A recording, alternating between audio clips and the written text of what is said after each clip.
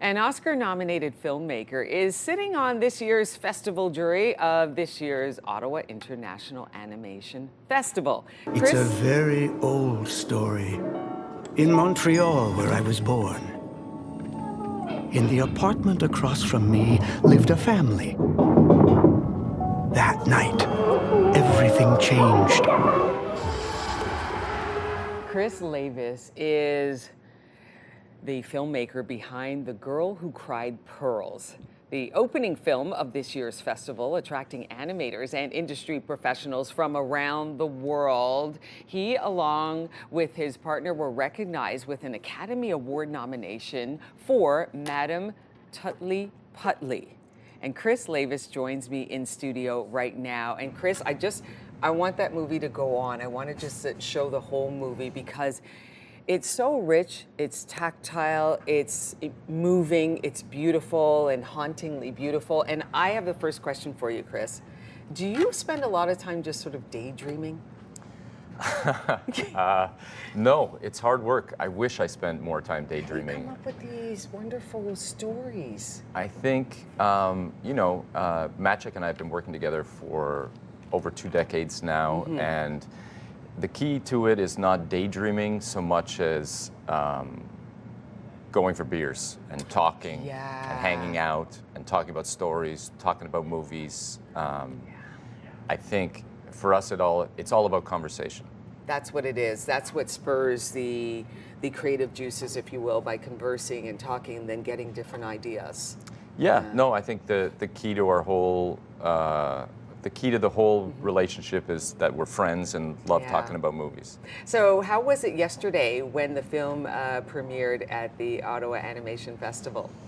I have to say it was more emotional than I realized to have the crowd react to every little moment in the movie, and the applause was kind of overwhelming. I didn't expect it, and it was nice. After 4 years of work, it was, I have to be honest, it felt great. Can you talk about that timeline? It does take an incredible amount of time, doesn't it, to go from idea, story, to actually creating a stop-motion animated film, doesn't it? It's the most tremendously frustrating way to make a movie you could possibly imagine. I can't even imagine how long that takes.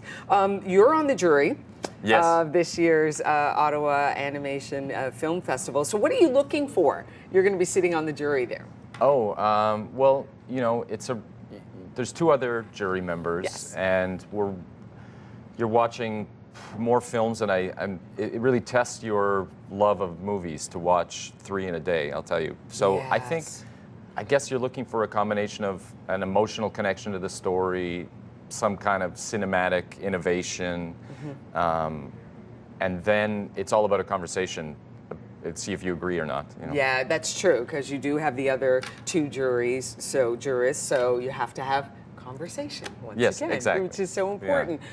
We're talking about the Ottawa Animation Festival, and I noticed that just over the past couple of years, there's been some happenings. The animation industry in Canada has produced dozens, if not more than dozens, of incredible films. But over the past couple of years, I believe that there's a major animation studio that is not producing a lot of films anymore over the past year. What do you say to the industry itself in Canada?